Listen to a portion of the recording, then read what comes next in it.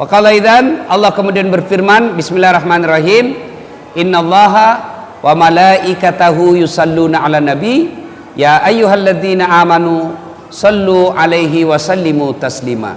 Sesungguhnya Allah dan para malaikatnya bersalawat kepada Rasulullah Muhammad sallallahu alaihi wasallam, maka wahai orang-orang yang beriman, bersalawatlah kalian kepada Rasulullah dengan sebaik-baik salawat. Shadaqallahul azim, maha benar Allah dengan segala firman-Nya.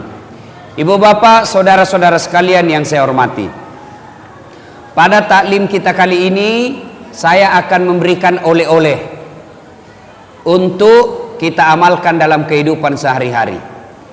Karena kadangkala ada orang pulang pengajian tidak ada oleh-olehnya kecuali kue. Sudah saya biasa lihat itu pengajian, pulang ditanya bagaimana pengajiannya, alhamdulillah hebat. Bagaimana ceramahnya, jago memang itu Ustadz. Apa dia bilang, saya sudah lupa ya. Bahkan ada sekarang pulang pengajian dia menjadi juri pak. Pulang pengajian membanding-bandingkan saja Ustadz. Wah itu kalau Ustadz itu yang ceramah hebat, tapi kalau ini yang satu bikin ngantuk. Itu datang dengar pengajian hanya menilai Ustadz, bukannya mengamalkan tapi menilai saja. Nah kali ini saya akan memberikan oleh-oleh untuk kita amalkan, mudah-mudahan dalam kehidupan sehari-hari bisa diterapkan. Bapak saudara-saudara sekalian, oleh-oleh kita hari ini yang pertama, biasakan kapan dan dimanapun selalu ada wudhu. Mau ke pasar wudhu dulu, mau pergi kantor wudhu dulu, mau pergi ngajar wudhu dulu, mau pergi antar jemput anaknya wudhu dulu. Bahkan ibu-ibu mau pergi gosip sekalipun wudhu dulu. Nah sekarang apa kelebihannya orang yang selalu ada wudhunya? Apa keutamaan orang yang selalu ada wudhunya? Buka Al-Quran. Al-Quran menjelaskan orang yang selalu ada wudhunya, innallaha yuhibbut tawabina wa yuhibbul mutatakhirin. Orang yang selalu ada wudhunya dicintai oleh Allah. Lalu orang kalau dicintai Allah, apa kelebihannya? Apa kelebihan orang yang selalu ada wudhunya? Orang yang selalu ada wudhunya, insya Allah dicintai oleh Allah. Lalu kalau Allah telah cinta kepada kita, apa kelebihannya? Orang yang dicintai Allah pak, apapun dia minta pasti dikasih. Ya Allah berikan saya kekayaan, dikabulkan. Ya Allah sembuhkan penyakitku, dikasih. Kenapa? Sudah dicintai Allah. Namanya orang kalau dicinta, apa dia minta pasti dikasih. Contoh, ada anak muda lagi jatuh cinta sama cewek. Kebetulan ceweknya mata duitan. Dia bilang ceweknya, kak betul kau sayang saya? Betul.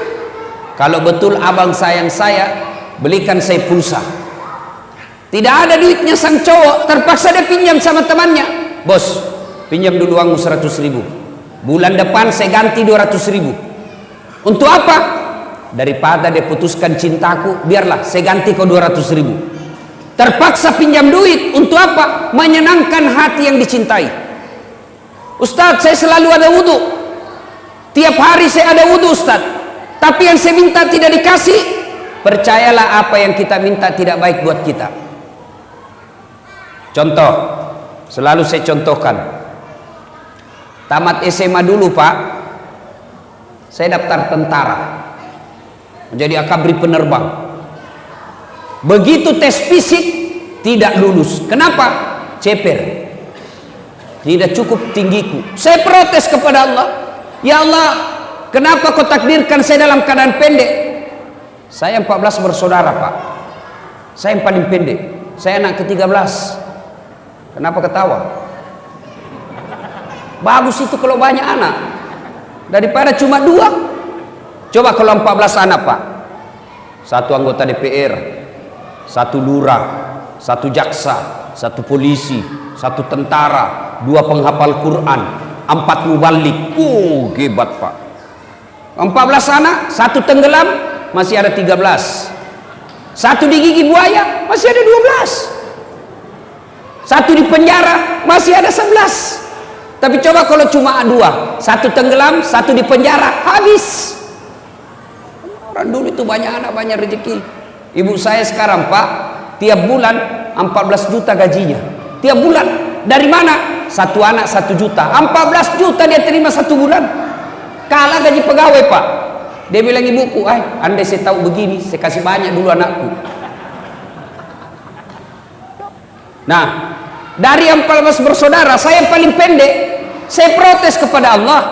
Ya Allah, kenapa kau lahirkan saya dalam keadaan pendek? Kau tidak rugi jadi kalau saya jadi tentara. Teman saya lulus, Pak. Padahal itu teman saya tidak pernah dia kalah nilaiku. Lulus polisi. Sekarang dia serse di Sulawesi Barat. Reserse. Sudah bunga-bunga dia di sini 2. Pakai baret merah. Saya lulus pakai baret putih. Tapi alhamdulillah dengan baret putih yang saya pakai, mulai baret hitam sampai baret putih, ku caramai kau semua. Allah kasih yang terbaik.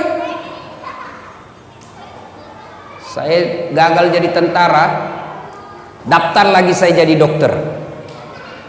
3 kali saya ikut UMPTN. Malah saya lulus di Sospol. Temanku yang jadi dokter, kira-kira 3 tahun yang lalu, saya telepon Ramadan, dok, kembali lebaran sama keluarga? Tidak Ustadz.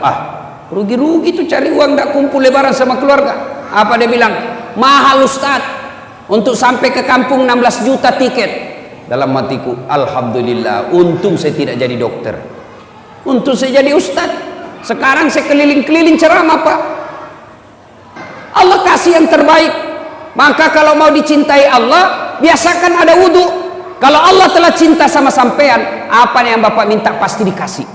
Kalau tidak dikasih, jangan sangka buruk. Pasti yang Bapak minta tidak baik buat Bapak. Anak daftar tentara tidak lulus, bukan di situ yang terbaik.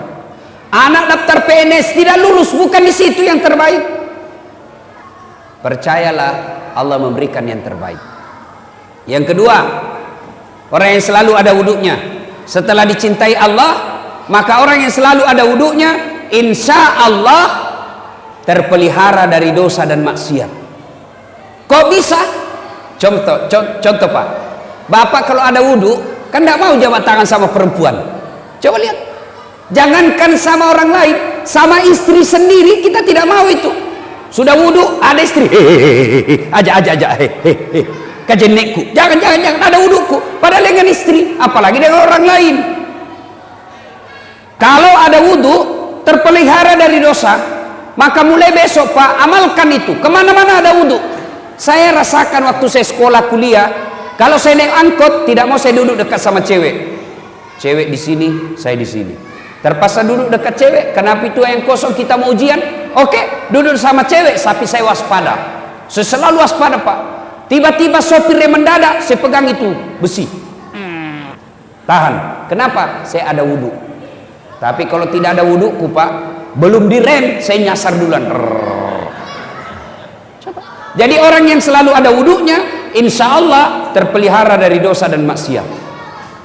Yang ketiga, orang yang selalu ada wudhunya, insya Allah terhindar dari kekafiran ketika wafat. Kok bisa? Ajal kita tidak tahu kapan menjemput. Ajal kita tidak tahu kapan datangnya. Tapi kalau ada wudhu, ajal menjemput, kita dalam keadaan suci. Sebelum saya lanjut ini Pak, ini bapak-bapak yang bawa anak. Bedanya bapak saya dulu waktu saya kecil Pak, saya ini tidak pernah mondok Pak, tidak pernah mondok. Bahkan saya pernah tamat SD, pernah bertengkar bapak saya berdebat.